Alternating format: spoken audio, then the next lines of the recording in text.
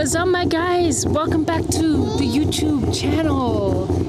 Right now, we are here with Ching Chong.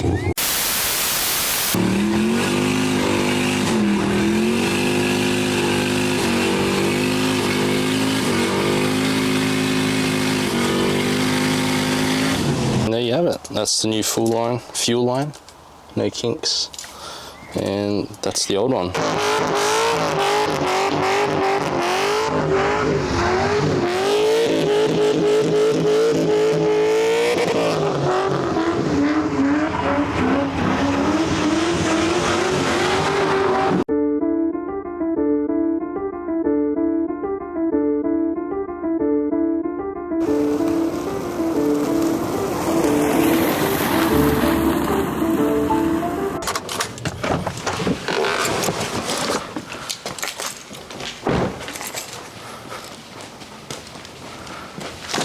What's going on, guys? We're back with another episode, but this time we're doing some Summernats preparation.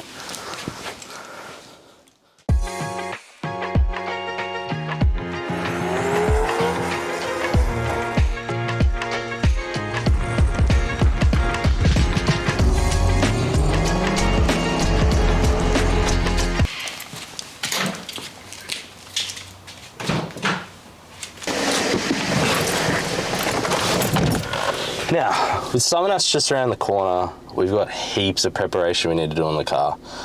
But my parents are currently away, so I'm servicing Dad's car and getting tyres sorted for Mum's car, because once they get back, they're going on a holiday. So let's get that stuff sorted first. And then we've got a bunch of work. We've got stuff to do in the clubby.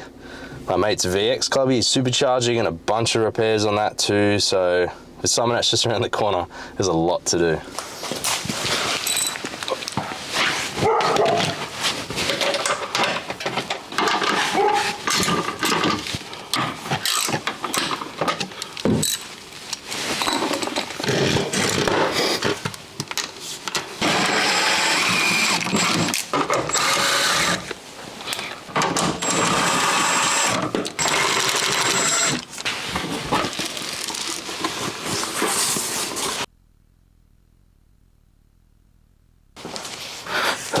Finally putting some oil in it. And it's actually crazy to think that, so this is a 6-cylinder, the SV6 VF thing. Anyways, it takes like 7 litres of oil. This takes more than my clubby, and it's a V8. That's just crazy. I did not think that these take that much oil. Little trap for young players on these funnels. They've got a little breather. You need to actually pierce that, otherwise it doesn't breathe properly. And when you're pouring it in, it's just terrible. So I just hit a screwdriver and shove it through the end.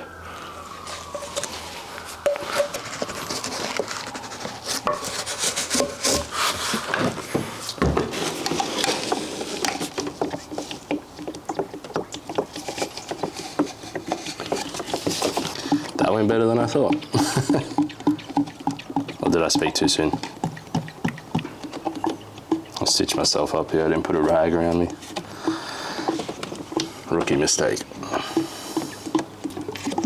Best thing about this though is you can get a 7-litre tub of oil.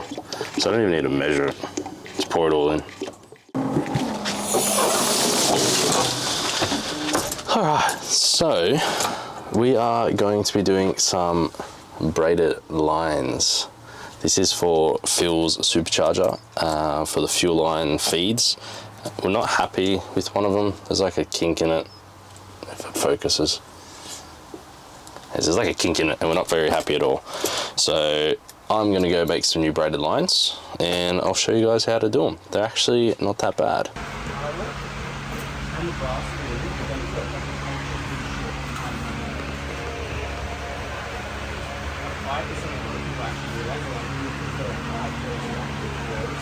Cheeky video of it.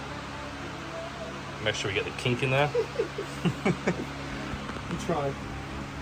That's annoying. I'm surprised you didn't go black braid as well.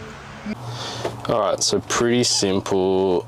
I'm going to be using a shifter, multi-grips, a grinder, a screwdriver, pair of pliers, masking tape, and obviously your braid and your fittings.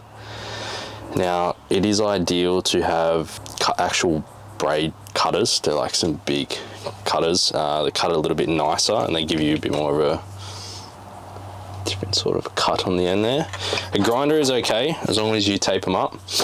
And obviously AN fittings like wrenches and stuff and spanners would work a lot better, but I don't have any, so we're going to tape these up and they're more than adequate to do the job because these are already kind of scuffed up a bit anyway. So anyways, I'll show you how to do them.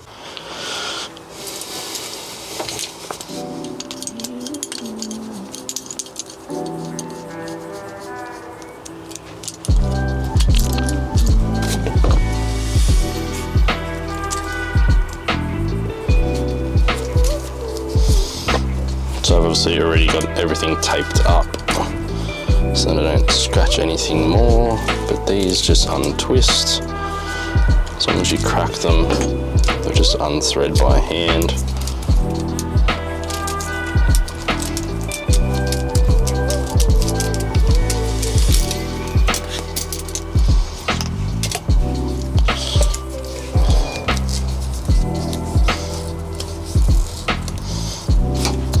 So these are the olive that's inside them that sits around the Teflon hose and inside the braid. So I'll be using some pair of pliers to get them out. If you do it gently and wiggle them, just like that. And then you just pull that fitting off. So that's how it works. So see, your olive goes around it, you get screwed together to like a 3-piece part. So what we'll do is this one. So I'll put this fitting down this end, and as you can see with the cutters, they like kind of make it an oval. So what you can do is you just get a screwdriver in there and kind of just round it back out.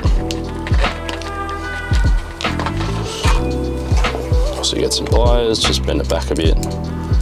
So obviously just be careful with it. Just take your time. You don't need to rush any of this. And then you seat your olive on the inside. Best way is to seat it the whole way. And once that's seated in the whole way, as you can see, that Teflon sits up to the lip of the olive. What I like to do next is grab this fitting, and you got to put it in there, and you got to make sure you don't bend the Teflon back in over itself. So you can use lubricant if you need to.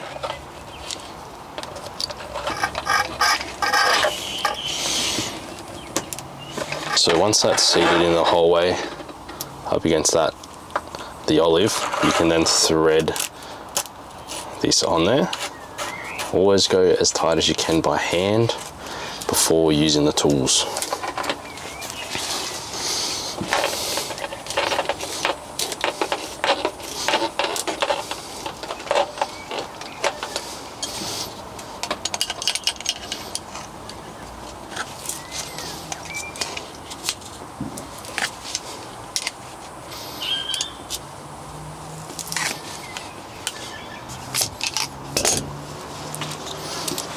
And that's kind of it. Once it seats in there nicely, that's your fitting done. Now, after the grinder, you can see that it's like a real nice clean cut. So it's right for us to put our fitting on. And there you have it. That's the new fuel line, no kinks. And that's the old one. So I just made it a little bit longer to give us a bit more room. But that's it, done.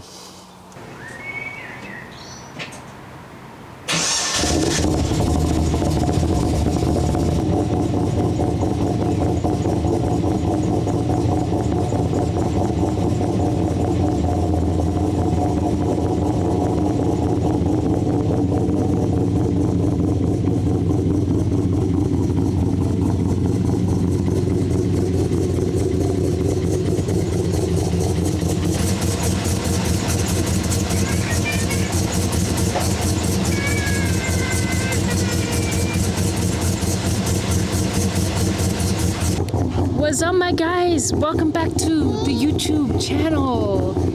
Right now, we are here with Ching Chong.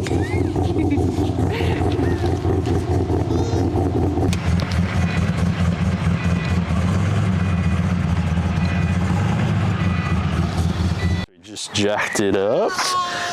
Yeah, the little one's in the car.